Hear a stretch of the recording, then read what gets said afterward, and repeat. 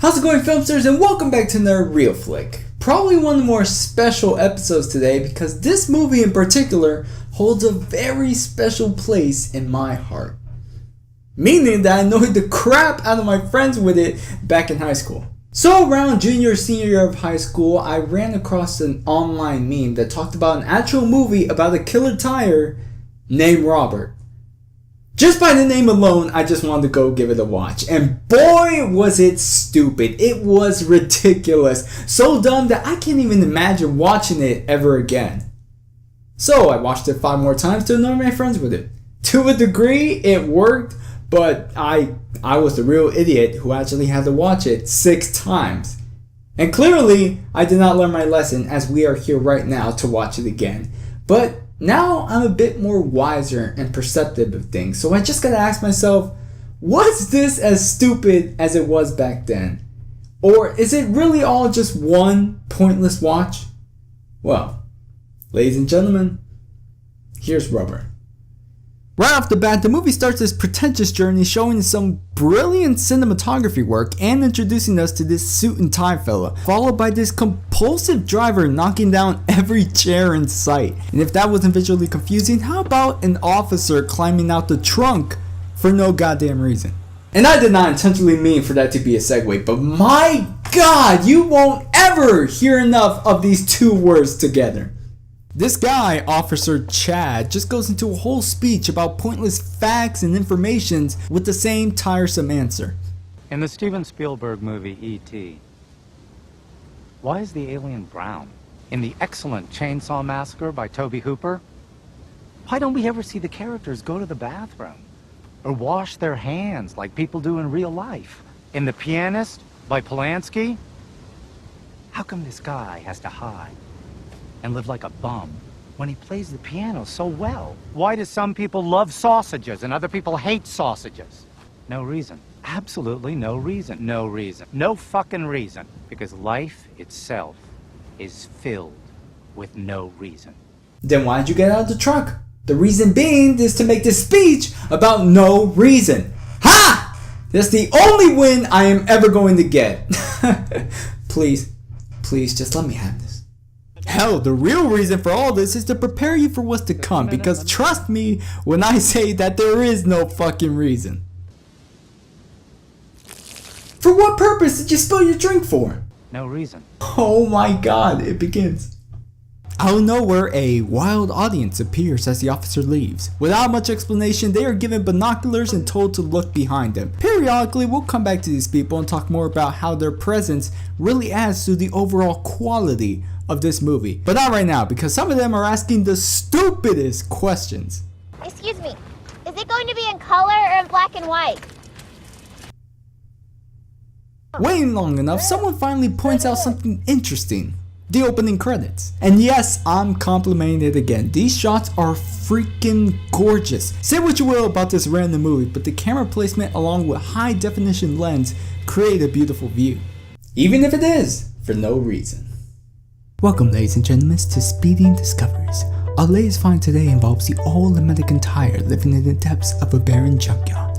We start at birth as the All-American Tire, let's call him Robert, begins to rise into our world. A little stumble here and there with the first steps, but what's to be expected of a newborn tire? Eventually, our Robert gets the hang of rolling and treads forward to a new beginning. One might ask, what adventures would unfold for an All-American Tire? How can such a rubbery creature survive without this triple pack? Fighting abandonment is just half the battle. Where will it wait? It seems as though Robert has encountered his first obstacle, an empty discarded water bottle. It is quite a treat, as fragile bottles are prey to All-American Tires. Just watch as our Robert easily destroys the bottle in his waking path. But wait again, a scorpion is now challenging Robert, but anyone with a degree in tyrology would know that scorpions are also no match to the wheels of destruction. Oh, what a fool that scorpion.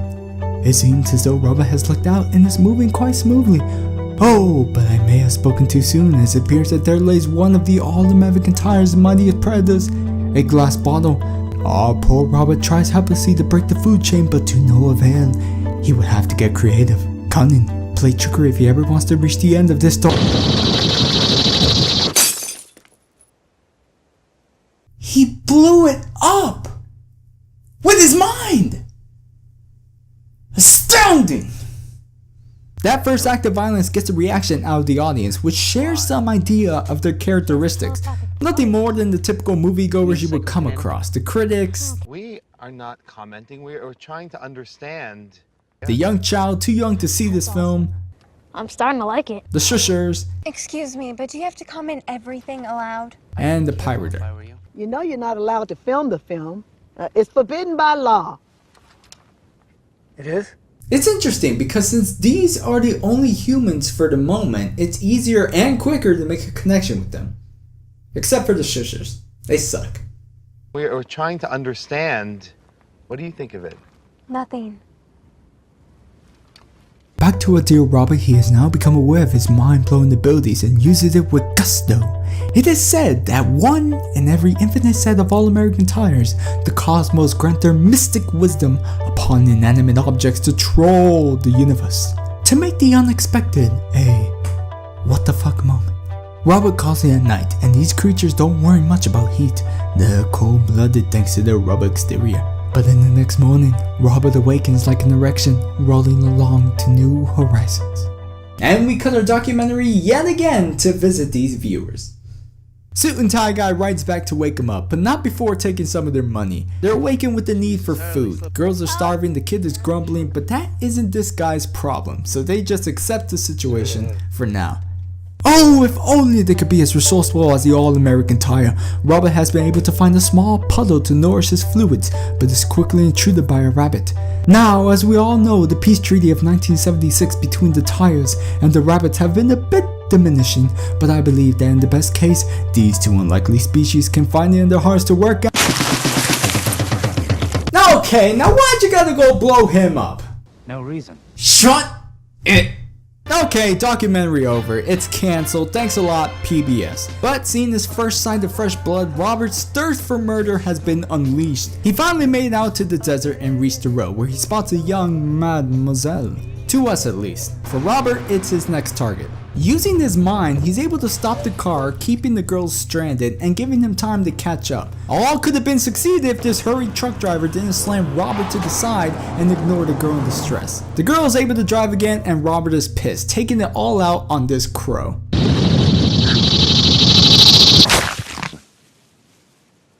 I don't know why, but every kill on this goddamn movie just feels so magical.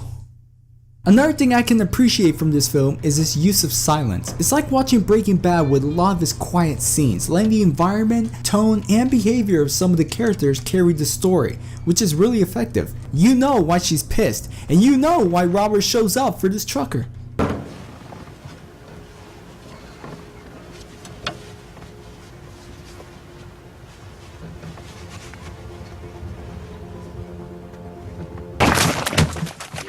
Oh my God. What, now you're giving a big reaction? After the bunny and the crow? Pfft. Humanist. Yes, do not pay any attention to the moving All-American Tire. It is completely normal. Robert follows the girl back to a motel where we learn more about him. Like how he's a peeping Tom. Which makes the audience a bunch of peeping Toms. Oh, yeah. Jeez, you think you're gonna shut up sometimes and let us watch in peace? I can't stand it. There's always one. There's just always one. Our tire friend gets his fill of peeping before the door is slammed in his face. And this next part I can't even comprehend. He's in the room, manages to turn on the TV somehow, and is watching an exercise program. Why? No reason. Okay. You can call this day a wrap as the audience is turning in, the girl trying to catch a few Z's with Robert watching the Hula Hula channel next door, and Mr. Suit and Tie confirming the call with his master about the next morning, which involves a full-grown turkey, cutting knives, and balls of poison. You know, just a normal Tuesday night.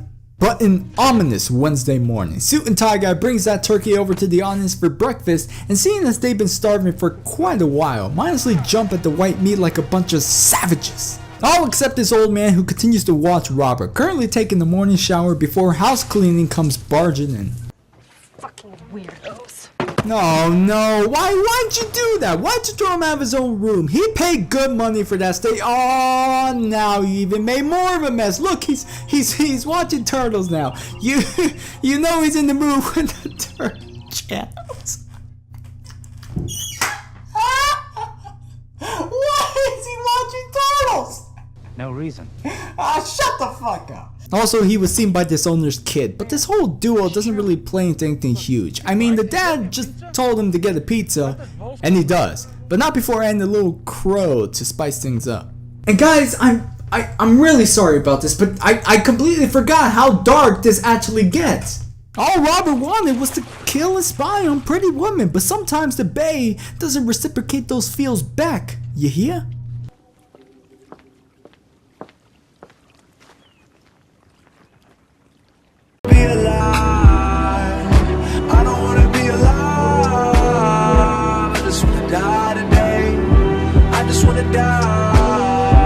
It was and always has been a good deal. $49.99 at Walmart. No one ever knew that. It was on a Black Friday sale, and you would never look back at it. And these monsters are more concerned about whether Robert should float or sink. I mean, really? You just witnessed a suicide right before your eyes. Where is the remorse? I'm glad you poison turkey kicked in. Now you know how he felt. Dying from the inside. Oh, don't worry, ma'am. They're not gonna get away with it. I'm still here. And I want my show. Now this guy, he gets it. He totally gets it. Black streaks matter too, y'all. The kid comes back to the motel with curiosity kicking his balls to see Martina dead. Police move fast on the situation, and the kid does a great job finding the dead body. He locked himself Okay, in. you know what? I've heard enough rubbish for the day, all right? Now get that dirty tire out of the pool, or I'm gonna get really mad. No. But tell me, don't you find it strange we can't see the air around us? Why do you say that? Just like that. No reason. Why is it that I have the sudden urge to bash this guy's face in with his own badge? No reason. What comes next is sadly a tiresome cliche of the kid actually being right about Robert killing people, and yet no one believes him. I don't know, the whole movie is obviously a cliche of horror movies, but yet this scene felt more exposed. But thank God the feeling only lasts for like a minute though, as it immediately picks up again from this line. Ah, very good. It's been 6 hours. The poison has had time to take effect. We can stop. The poison? Yes, we poisoned the spectators. You can go home now, Mr. Hughes. We don't need you anymore. Thank you very much. I don't understand. It's been a pleasure working with you. Officer Chad just flat out goes off script and meets the team, telling them to stop, to drop the act because none of this was real now that the audience is dead. Though it's really confusing because if they were in on it from the beginning, they would know. So how would they not know? This is real life, Chad. We have a dead body over here. No. Come on. It's not real life. Look at you. You have a stuffed toy alligator under your arm.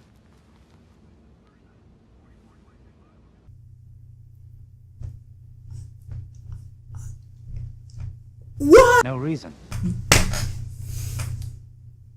He even goes as far as to get one of his men to shoot him numerous times and never once falling back. But it all falls apart when Suit and Tie Guy comes to deliver the message that the old man is still watching and they would need to continue the charade a little longer. So he goes back to the owner all bloodied up, trying to continue this investigation again as normally as possible. But what's really normal in the world where immortal tires can roam the earth? He lives! Yes! Now that Officer Chad is aware of who the killer is, Robert is on a roll again, stopping at a fragmented mirror piece and reflecting on his existence the last 3 days. And what a journey it has been, from being born to killing bottles, now killing people and stalking fine looking ladies and glimpsing at his own death. Really makes you think and appreciate the sweeter things in life. You killed Martina? Damn it, kid! We were having a moment. This kid tries to communicate with the killer, but being such a doormat this entire movie, Robert doesn't even give him the time of day. which leads to the kid writing out his location. The old man is still enjoying all this, and Suit and Tie Guy comes back with a second course meal, but fails to convince them to eat. He then tries to spoil the end by saying that there is no end to this movie, but the old man still continues to watch, convincing Suit and Tie Guy to enjoy this chase scene, which, you guessed it, ends in Robert's favor. The next scene, however, really annoys me. The Suit and Tie Guy actually ends up eating the poison food he brought to the old man. Why? He wasn't deceived or tricked, he just sits down and helps himself. It's so stupid. This has got to be the stupidest thing in this movie, which is saying a lot. Was there really no other way to reach this conclusion? It feels like such a cop-out. I'm sorry, but he kinda deserves this. Oh, but Robert did not deserve this. He's just rolling down the road until he sees smoke in the air and follows that to an all-American tire burning. Even for a tire, this whole imagery of man destroying his culture is incredibly cruel, and the tone definitely shows. So Robert does his thing and in 3 days manages to wipe out the town population off screen. Just bodies and bodies of headless people. I mean, where the fuck was the police in all this? Was their trail that cold? Apparently so, as they finally manage to find Robert's hideout. They come in contact with Officer Chad, who wastes no time in devising the plan. With a mannequin strapped with explosive, he gets the girl to speak to the mannequin, luring Robert out of hiding. But as you'll see soon enough, this is the actual embodiment of stalling for time. Even the old man comes out into the scene and shares his thought about the whole event being too slow and ways to improve the action. Now that he's standing in front of the dummy. You get a bazooka, or even better. No, listen. Even better, you get one of your guys with a flamethrower, huh? Just whoa. Yet the officer ignores the criticism and continues his plan, antagonizing Robert enough to blow at the mannequin, but not the bomb. So Officer Chad has enough and deals with the end himself, shooting Robert to death. This doesn't impress the old man at all, still wanting more and even pointing out to the crew that Robert actually reincarnated to a tricycle before losing his head over the matter. Even the damn chair went with him. Robert is not pleased at all. I like to see this moment as a true evolution. Now living as a tricycle, Robert has reformed his behavior. He takes one look at the girl, acknowledging the differences, and begins to ride to a new mission. He's no longer running as a murderer, but more as a leader. By the way, all these abandoned tires follow his pedals right to the streets of Hollywood, ending Robert. And there you have it. The movie that didn't really need a reason to exist. But it does exist, and personally, I've enjoyed it a lot more than I did back then. For a first time experience, there will certainly be a moment where you question this movie. It is absurd in all directions. Just about everything is questionable in the most entertaining way. And the fact that you're told there's no reason for any of this makes you look even further for any reason to justify this movie. And I think that quality alone makes this movie just a little bit more fun. The kid was right from the beginning. You could very well say this is a silent film, a whole hour and a half watching the tire rolling around killing people. And that's because the characterization was handled well. Minimal dialogue but effective to convey the idea. And I never thought I'd say this, but Robert did well as a main lead. Just based on his actions and pauses, you can see whenever he was feeling reflective, feeling the urge to kill with his preemptive shaking, and even relax with stupid moments like watching TV. And thanks to a little explanation, this movie seems a lot more enjoyable when you try and find the hints of this movie's purpose. I don't want to take credit for what he said, but it deals a lot with how this movie is one huge statement about the film industry and their audience. It makes sense because in reality, this movie could have been about anything. A rubber duck, a rubber ball, a rubber condom. The tire doesn't matter. It's the focus on the audience that makes a difference. Without them, this will seriously be a completely random movie. Again, this explanation is better constructed and worded in an entirely different video, so I do suggest that you go see that if you want a better, deeper perspective of this film. Honestly, if you don't enjoy slow-paced films combined with other nonsense, then this is not the movie for you. But I would recommend at least one watch of Rubber. If it's not entertaining through the concept alone, then trying to understand the deeper context of the movie's message will be a fun journey in itself. Overall, I had a blast watching this again after so many years and wish they would make the damn sequel already. Rubber 2, Rise of the Tires. Kickstart this shit! But yeah, with that said, those are my final thoughts on Rubber. If you've seen the movie yourself, let me know your thoughts in the comments down below. I'm Katana, and I'll see you all in the next review. And for the love of God, check your damn tires. They're so sensitive about that. We gotta keep them happy, guys. So please check your tires. Adios.